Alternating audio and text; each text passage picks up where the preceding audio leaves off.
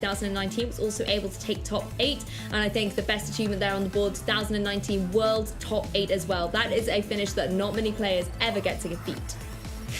Definitely not. A really great accomplishment there from Gabriel, and still so kind of young in his playing days, got a lot of years left in him, and any tournament that he plays in, he always puts in a great deal of work and always has really good finishes as well to kind of put beside his name in these sort of situations. But then on the other side of the field, we have Chuy Breton, we haven't featured yet on the stream. Very excited to feature this player. Obviously got some really nice accolades to his name as well, with that top one being the Mexico Regionals, top 64 finish in 2019, Premier Challenge finalist in 2019 as well, and going back to 2018 where he has the Premier Challenge champion and another finalist position in 2018. So a decent experience as well from Chuy, and he's got that experience from those really high level events they'll be able to bring into this match. It's going to be a tough one, of course, going up against a Colossal. It is difficult with the Pokemon that you've got on your team, but he does have some nice options as well, Lou. He's got that Rotom Wash that really sticks out to me as being something that you can really utilize against Gabriel. And I think the thing I'm looking forward to is we've looked a lot at the kind of Sun core teams. We've seen a lot of Venusaur and Groudon, but Chuy's decided to bring a different Sunsetter in the form of that Torkoal. And we talked about it a little bit yesterday about how having that Sunsetter is really good synergy between the two Pokemon, and Torkoal does allow you that flexibility to also have a kind of slow mode to your team. But if your opponent isn't running something that particularly favors slow and wants to be making sure that they're also still quite speedy, it can be difficult sometimes for Torkoal to maybe be able to get a move in, and that's where sometimes we see Torkoal being built up really defensively. So I'm going to sort of reserve judgment on how Torkoal's going to do, but I would love to see the synergy coming out between Torkoal and Venusaur in this match, considering we've had kind of a showcase of Groudon so far. It's time to give Torkoal a moment in the spotlight too. Yeah, definitely. And I think when you combine it with the Venusaur as well, it gives you a nice way to put an instant kind of check on that Dragapult Colossal lead, because the threat of Sleep Powder there is a lot for your opponent to kind of deal with, and especially because we've got open team sheets, we can see items on Pokemon, but the Sleep Powder into something like the Colossal straight away, it makes it very difficult for you to kind of keep it on the field and try and utilize it, try and get it set up, so it automatically forces it out and maybe keeps you there for a later game. And then you look at the other Pokemon that kind of surround the Colossal, they're generally going to be weak and not really want to face against something like the G-Max Venusaur. So it's a really good option for Chuy to kind of bring and utilize in this game. And again, he's got options like the Rotom Wash, which you haven't really seen throughout this tournament so far. Another Pokemon that I'm hoping that we do get to see glimpses of in this match. Yeah, we've only really seen Rotom Heat so far, so it's good to be able to showcase some Rotom Wash. So let's jump into game one and see if some of the top picks that Lee and I have set our sights on are going to be able to jump out into this match. Chuy is leading out with that Rotom to our delight, paired up with the Dragapult. Whereas on the opposing side of the field for Gabriel, there is Colossal and Urshifu, and this looks like a very classic setup combination, Lee. Yeah, you're going to see potentially an Aqua Jet here into the Colossal, activate that Steam Engine, activate the weakness policy, and then the Colossal, G-Max Colossal, is set to get going in this game and make it very difficult for Chuy straight off the bat. But the thing is, Chuy has some nice options here. Obviously got the Rotom Wash, could decide to Dynamax that, and he could throw in a big Max Vortex, or Max Geyser, sorry, into that G-Max Colossal slot, which will be a big threat for Gabriel to kind of keep in mind going into this first turn. That's the thing, if you are Gabriel Agati and want to set up your Colossal, if you're Chuy, then you have to commit to that Rotom. You have to maybe try and make sure that it's going to hit with a water type move, or maybe risk something like a Hydro Pump miss. So it depends if Gabriel is going to be brave and maybe see if they can knock Chuy down into a situation here. But Chuy's actually going to Dynamax up the Dragapult on this occasion, so wants to apply some pressure using that particular Pokemon. And on Gabriel's side, no surprises, Lee, we're going to be able to see a Gigantamax Colossal come into the fray, and I wonder if this is going to be a direct bold setup with using something like the Aqua Jet. Other than the Rotom, there isn't really that much threat coming down to the Colossal. If it can get its activations up, it's going to look formidable going into that next turn as well by having the speed advantage against a Pokemon like the Dragapult. You can see it happening though here. The Aqua Jet has connected. There is no sun in the sky or anything though, so it does deal a considerable amount of damage. That's something that Gabriel has to have in his calculations when maybe having to take an attack. And is able to go for the G-Max Volcalith here, connecting down onto the opposing Rotom here, deals a huge chunk of damage, and of course we'll be able to set up the rocks as well for those residual effects starting to chip away at the end of every turn. Yeah, but the Rotom here is showing its being trained extremely well, being able to take that attack very well, you know, even after the weakness policy boost and then activate its own sort of vein of recovery here. So the Rotom going to be able to get an attack off. At least the Dragapult goes for the max airstream, kind of helping it out with the speed control and getting ever closer to that Colossal now. And an Eerie Impulse coming out from the Rotom wash into the Colossal, really just nullifying that special attack boost that it's just received from its weakness policy, Lou. Oh, amazing to see that on Rotom. Really not a popular choice in Rotom. We often see it kind of running Protect over what I think Eerie Impulse will have covered in those move slots there. So nice to see that Chuy does have an option here to kind of make Colossal a little bit less of a threat here and counteract that weakness policy boost. Of course, the speed is up on Gabriel's side of the field, but Dragapult did go for that max airstream, doing a huge chunk of damage to the Urshifu and also critically breaking that focus sash, but boosting up the speed on Chuy's side of the field by 1 point each for Rotom and Dragapult. Yeah, and now the Rotom probably in range now to go down to the residual damage from the G-Max Volcalith. So maybe Chuy wants to just keep it on the field here just to, you know, if it's not targeted, then he'll be able to get at least an attack off. But we are going to see Gabriel not really want to take any risks with a potential Hydro Pump that could come out there and cause further disruption. Yeah, Dragapult going to go for the Max Phantasm here into that Urshifu, pick up the solid KO and obviously lower the defense on Gabriel's Colossal as well. I really like that play by Gabriel, though. Like you said, doesn't risk a potential Hydro Pump, and then if for whatever reason the Rotom did want to switch out, you would have been able to catch the Pokemon on the switch in there with the G-Max Volcalith as well. So a really nice play. Put KOs on either side, and this is where things get interesting for these players. You now get the opportunity to bring in a Pokemon from the back, change up the ball position a little bit more, and maybe try and support your Dynamax Pokemon that's on the field. Yeah, exactly. And I think like the way that Gabriel went after the Rotom there was just a safe play. And like you say, if you catch anything on the switch in, it's such a bonus at that point. So you know, a lot of players, when Pokemon are so low with the residual damage in effect, you kind of leave those alone. But I think it was worthwhile not doing that this time around. We both see both players now opting for their restricted of choosing in Series 8 and bringing in their Zacians. So we have the Zacians on the field, obviously both getting that Intrepid Sword boost and both having that +1 attack, making them quite threatening, especially against Dynamax Pokemon or Gigantamax Pokemon that either player is facing down against, because that Behemoth Blade is obviously going to get that boost to its attack on Dynamax Pokemon, doubling damage on Dynamax Pokemon, so it's going to be able to do extremely big amounts of damage. The Dragapult quite threatened here, it does have the Airstream in effect, so it is +1 speed, but the Colossal in a decent position, you know, already, and can threaten the Zacian probably more than the Zacian can threaten the Dragapult. I mean, that's the thing, the Zacians here being the supportive Pokemon and actually going for some defensive play here, not wanting to take any damage from these Dynamax Pokemon here. Colossal going for the Max Flare, of course, it's formidable with its fire typing into that opposing Zacian, even through the Protect, is able to do a decent amount of chip damage there.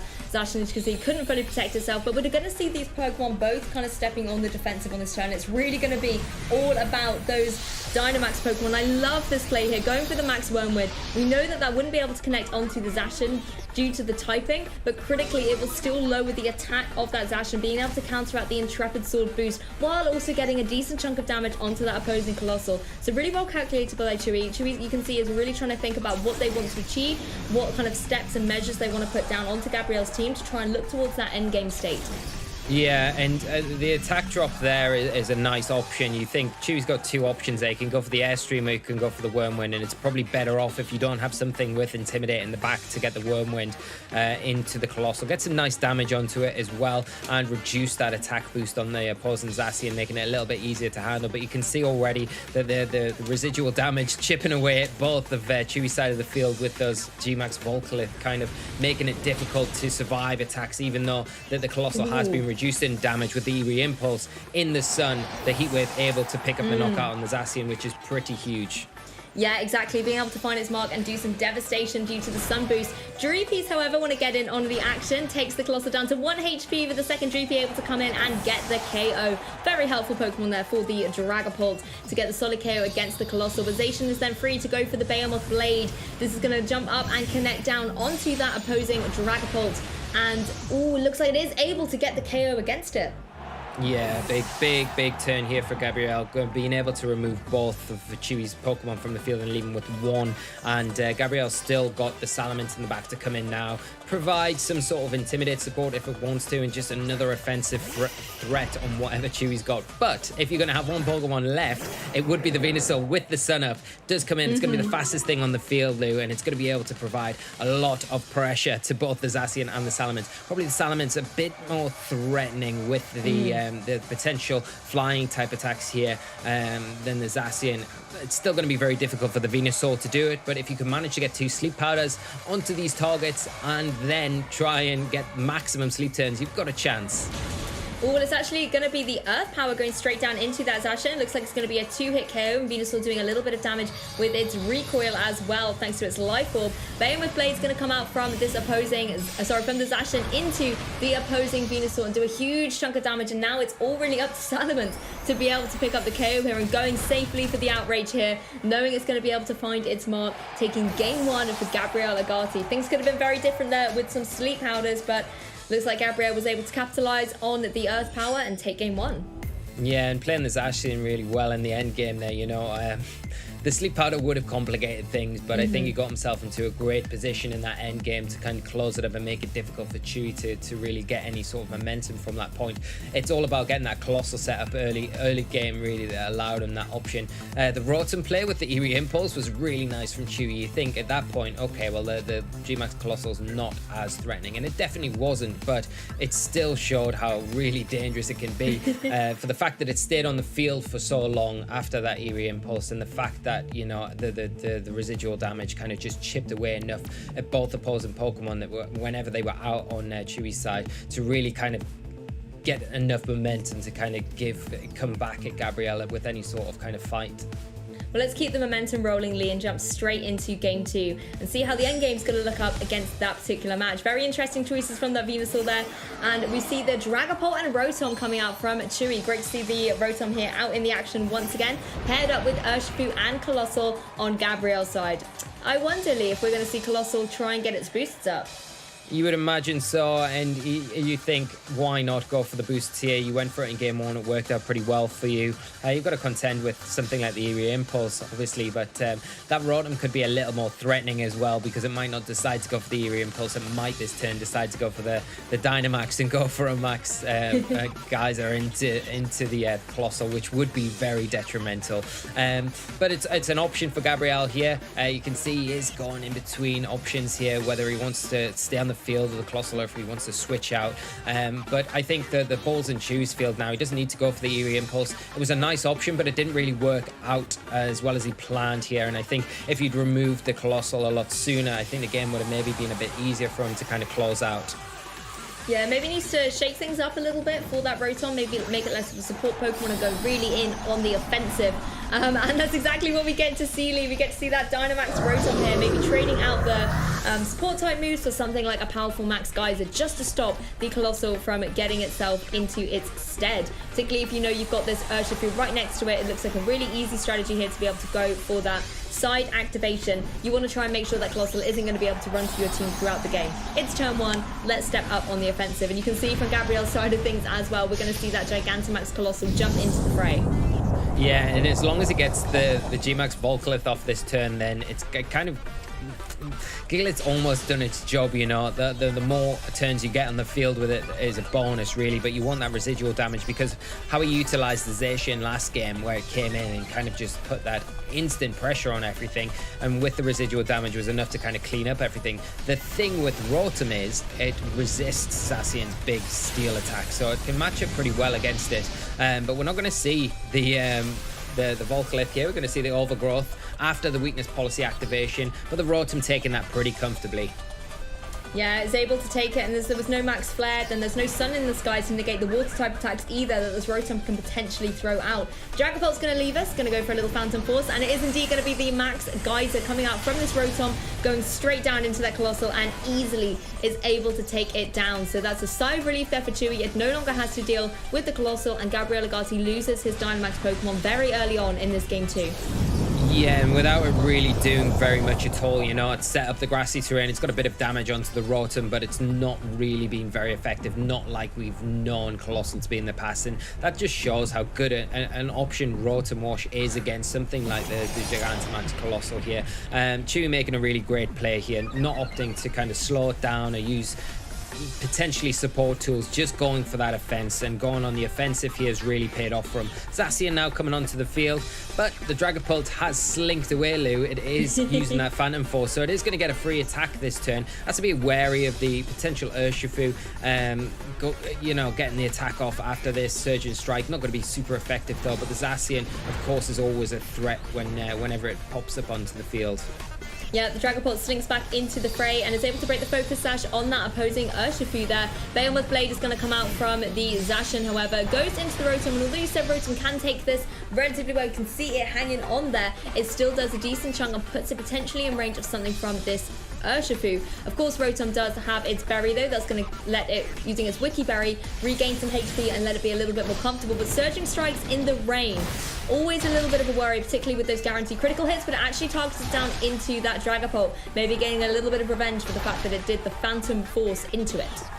Yeah, and now the Rotom free to get an attack off, and it'll be interesting to see where Chuy goes. If it's into this Zacian, which you can imagine the max skies are coming out, rain boosted, is it going to be enough?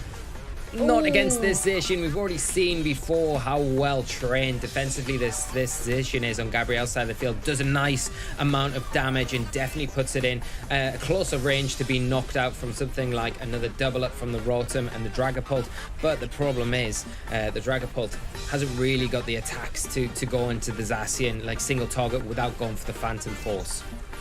Yeah, exactly. And you can see the health kind of chipping away at these Pokemon as well. Urshifu looking relatively healthy, but it does have to worry about a potential kind of electric type move coming out from this Rotom as well, being the water type variant of Urshifu. It's not going to appreciate taking those moves at all. Dragapult as well, being the speedy thing that it is, can also slink off the field once again, go for another one of those Phantom Forces. So Urshifu just going straight for a detected, doesn't want to find itself the target of this Rotom. Dragapult actually going for the Dragon Darts here, so a good protect, not going to be able to find either mark on the opposing side of the field. And Zacian is then free to go for this Behemoth Blade, goes down into the Rotom here.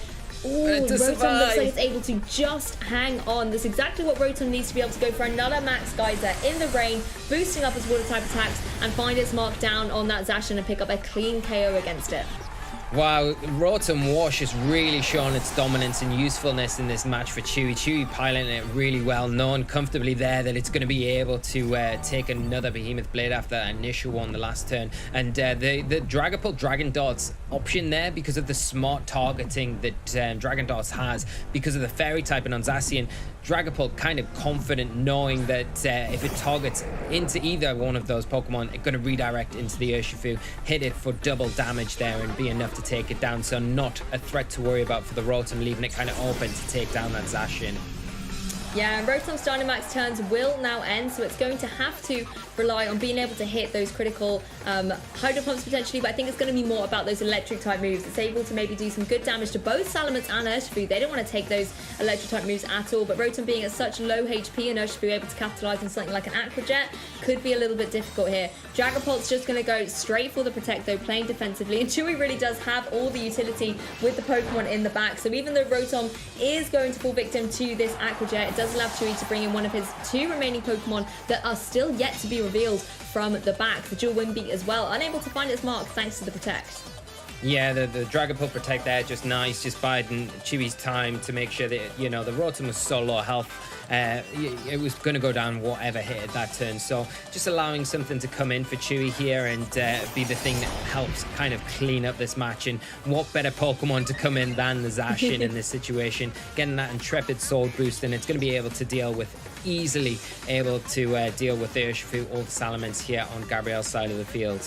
Exactly, being able to keep that +1 attack boost as well. Salamence is already on the field, no switchability for Gabriel. You don't have to worry about any intimidates, and it really is Zacian's room here at the moment. Dragon Dart's going to come out though, going to connect down onto that opposing Urshifu. One Dreepy, followed up by the other one into that Salamence. Does a huge amount of damage thanks to the typing, and Zacian is able to go with the Behemoth Blade to follow up as well and try and pick up a solid KO here for Chuy and just leave one remaining Pokemon for Gabriel, but to no avail. Urshifu able to hang on. Wow, that's a big hang on there, because you know that the Urshifu really good on the defensive side of things as well, just showing that capability there. And obviously with this water typing as well, kind of resist the steel typing from the Zacian. So I'm going to be able to hang on. And now it gets a bit more difficult for Chuy to close this one up against two Pokemon, especially with these Surging Strikes in the rain that are going to do a lot of damage. Obviously these critical hits coming out every time, and you can see the damage just chipping away at the Zacian, putting it right down here. And now the problem that Zacian has, it can only target one Pokemon at a time. You ignore the other one, and the opposite one will knock you out, unfortunately. Yeah, Zacian breathing a sigh of relief. The grassy terrain is actually still in effect, able to regain a little bit of HP, but won't be able to anymore. It leaves just as I mention it. And like you said there, Lee, the fact that Zacian can only target down one Pokemon does give Gabriel the advantage to now maybe play a little bit more strategically, can go for some kind of protective measures. We know that's not something that Chuy has the luxury of being able to do when you're down against an Urshifu with its ability. Yeah, and that's a problem. And you know, the Venusaur coming onto the fields, really good for the Urshifu matchup, but not so great against the Salamence matchup. Now you can protect the Venusaur completely by just going for the Salamence, but Gabriel could kind of read into that, protect the Salamence here, and then use the Urshifu to attack into the Zacian. You will obviously lose the Urshifu to the Venusaur, but then you've got Salamence versus Venusaur as the endgame with dual wing beats. That could be a way for Gabriel to kind of close this matchup. Well, Urshifu going to go for the Detect. Zacian going for the Behemoth Blade, pulls it down onto that opposing Salamence. Really wants to make sure it's going to protect the Venusaur from taking any of those dual wing beats, and that's exactly what it's able to do. So Venusaur is going to be protected a little bit more going into this next turn. Goes for that Sludge Bomb though, of course not going to be able to find its mark thanks to the Protect. But Urshifu again, in that same kind of precarious situation that we were saying about with Zacian, it can only really target one opposing Pokemon, and Chuy has two of those left on the field. Yeah, and the way that Chuy's kind of preserved that Venusaur till the end game here, and the Zacian as well, has just like pushed him over the edge here. You know, it's made it too difficult for Gabriel to kind of come back in a situation what looked like almost a kind of given that he was going to be able to close this one out. But all credit to Chuy here, tying it up and taking the score to 1-1, meaning that Lou, we're going to be going into game 3, which is excellent news for myself, I'm sure for you, and for all our viewers at home. Yeah, it's nice to be able to showcase as much action as we possibly can here on the Players Cut Through broadcast. But the thing I really want to champion was the adjustment there with the Rotom from Chuy. Being able to bring it in and switch it up from being supported with Eerie Impulse to just going straight on the offensive with the Max Geyser, which critically, once you've done the first Max Geyser and the rain is there on the battlefield, you can then boost up your water type moves as well. And I think you made a really good point, Lee, as well, about how the Rotom's able to kind of counter the damage that Gabriel really wants to deal out with those Behemoth Blades and with the Surging Strikes. Rotom can take them much easier than some other Pokemon, particularly when it's in its Dynamax. So it was a great call there from Chuy, and it was amazing to see that actually until the very last couple of turns in that game, we didn't know what his last two remaining Pokemon were. He was able to preserve them so well, and that combination of Rotom on Dragapult was really, really key.